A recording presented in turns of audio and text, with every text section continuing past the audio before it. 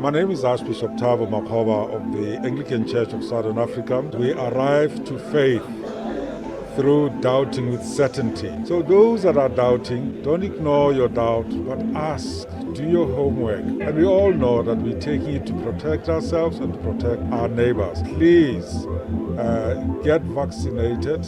Help yourself, help the broader populace. Do get vaccinated. The COVID-19 pandemic has reached across the world, the worst pandemic in our modern history. There can therefore be no doubt that vaccination is essential to help curb the terrifying spread of this killer virus. So, we are going to take a very serious look at this whole situation and the preventative measures that humanity must take. We will be asking why vaccination is important. We will establish the real facts about the COVID vaccines. And we will also expose the fake information that seems to have become so fashionable in all the social online media across the world. Also of great importance in the whole debate is the need to take a medically informed and expert look at the status of our national vaccine rollout and the challenges that our country has to face. So let's begin with the Anglican Church's response to the question, why is vaccination important or necessary? The Church needs to point out that not a single informed medical professional has contested the fact that COVID-19 vaccines produce protection against the disease. And this is definitely as a result of the fact that people develop an immune response to the SARS-CoV-2 virus from the vaccination. By immune response, we are specifically saying that medical specialists agree worldwide that vaccination helps our bodies resist and fight the disease. So what are medical experts saying? There is no doubt that developing immunity through vaccination means there is a reduced risk of developing the disease, a reduced risk of severe illness, and a reduction in deaths. In a nutshell, this immunity helps you fight the virus if you are exposed to it. But it goes even further than that. Getting vaccinated also protects people around you because you are less likely to infect someone else, especially people who are at an increased risk of severe illness from COVID-19, such as older or elderly adults and people with other medical conditions. And there are specific sectors of our society who are at greater risk than others, like healthcare workers, for example. To get right down to the facts about vaccination, let's start with this. What is in a vaccine? The first fact about vaccines we must know is that there is no such thing as a live vaccine. To put it simply, you cannot get a COVID infection from the vaccine. Finish and clear. But this is only the start of the facts about COVID vaccination. There are pieces of the virus, it's called a protein sequence, that allows the body's immune system to make antibodies. That is like having soldiers in your blood to fight against the disease. That means you can fight the infection if you do get infected. These vaccines can be described as pieces of protein that are either injected directly into your body, we call it getting a jab. It can also be achieved via another virus, which is also called a vector. In these times, it is important that we get used to the medical terms that describe the world we are now living in. You see the names all over the place in the press and on the TV, names like J&J, AZ, and Sputnik. Some vaccines have the so-called recipe to stimulate your body to make the protein and then form the antibody you need. These are called messenger RNA vaccines, or just mRNA for short. The fact is that the COVID-19 pandemic has placed tremendous pressures on drug developers. An effective and safe vaccine can take more than 10 years to create and to test. But the global impact and spread of COVID-19 accelerated the production of the first vaccines, which were rolled out less than a year after the initial outbreak of the disease. So, what we are really saying is that ultimately, a new class of vaccines that are based on messenger RNA technology, or mRNA for short, was the first to be approved across much of the Western world. It is said that RNA-type vaccines represent a promising alternative to manufacturing conventional vaccines because of their flexibility and rapid production speed. There are also other vaccines on the market, all fighting to save our lives. like Pfizer, Sinovac, and so on. Some people may be worried that COVID has forced scientific research to take dangerous shortcuts. Is that true? To be very direct, the answer is absolutely not. The coronavirus family was a known virus, so what is called its genetic code was already known. Not only that, but scientists across the world are sharing information so that knowledge can become available faster. Another fact: funding was available to fast-track testing trials and to run them in parallel rather than in sequence. In other words, at the same time rather than one after the other.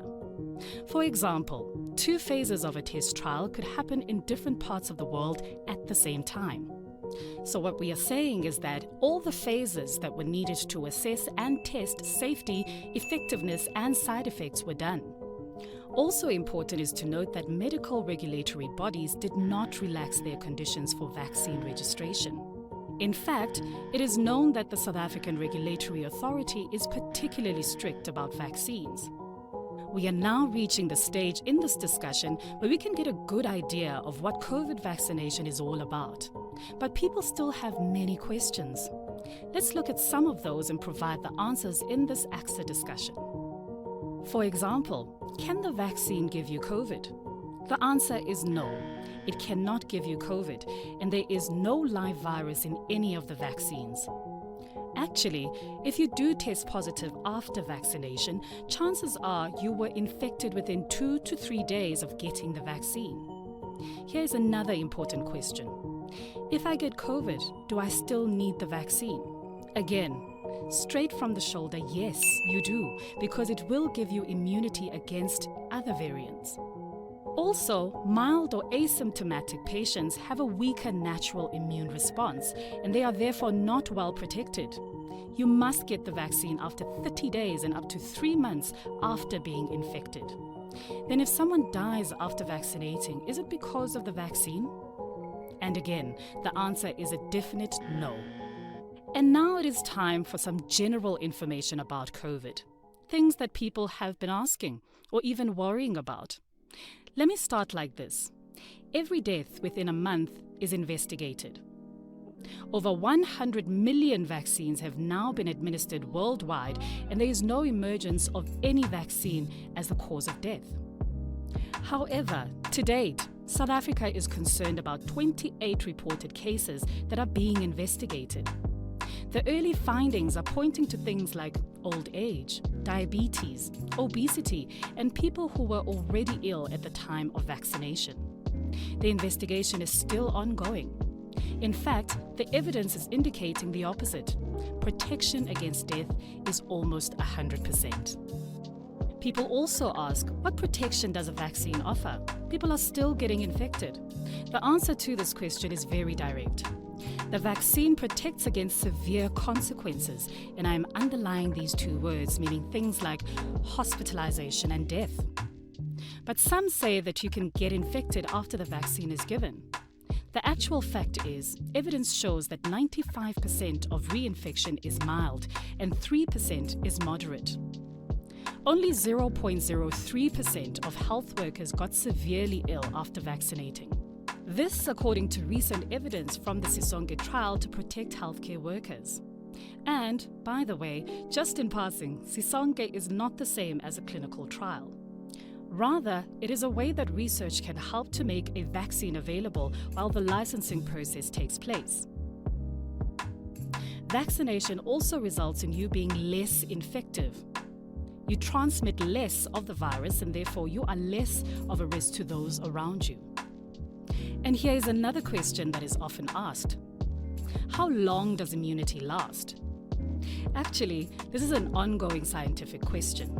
To date, after 1 year, immunity is still strong, signaling the likelihood of many years of immunity.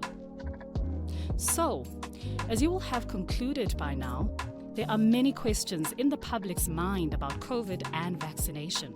Like, will only high-risk groups perhaps be eligible for boosters? The answer is that we are still waiting for further studies to be done. And then, which vaccine is better? Are the Russian and Chinese ones as good as the Oxford one? The answer to this is straightforward. All vaccines in South Africa protect us against severe consequences. This is so because SA's regulators have been very strict, not only on the science that is involved, but also about the quality of the manufacturing process. And what does one say to people who think they should wait and see what happens? Well, the truth is the risk of the COVID infection is much higher than the risk of having an adverse side effect. Yes, we ride taxis knowing there is a risk of a fatal crash, but we do it because the risk is small. It is really the same with vaccines. ACSA's response to this discussion is to the point. They say, we need to respond similar to HIV. If we don't get everyone vaccinated, we will have wave after wave and variant after variant. Dioceses should appoint vaccine coordinators. Archdeaconries should appoint vaccine champions. Parishes need vaccine organizers. Reach, teach, organize, and take for vaccination. Our parishioners, especially the poor and marginalized, the economically disadvantaged, are bearing the brunt of this pandemic. We must act. Let's end our ACSA discussion with a few general questions. 1. Are vitamin boosters necessary? The answer is that vitamins do not boost the immune system significantly. It is not worth the cost. But if you feel good, do it. And that is true also of home remedies. And what about ivermectin? We hear a lot about that. Yes, some of the science is saying that it is not effective, and what some doctors are claiming cannot be proven by science. There are also those who say ivermectin is a drug for parasites, not for viruses. All this just goes to show there will always be those who agree and those who disagree. Our Minister of Health, Dr. Joe Phaahla, says he wants to have at least 70% of all our people inoculated by December this year. ACSA Discussion asks you to queue up and help them achieve that objective. Be clever, be safe, be inoculated. Well, when the vaccine becomes available, I would like all South Africans to participate, to come forward and get the vaccine.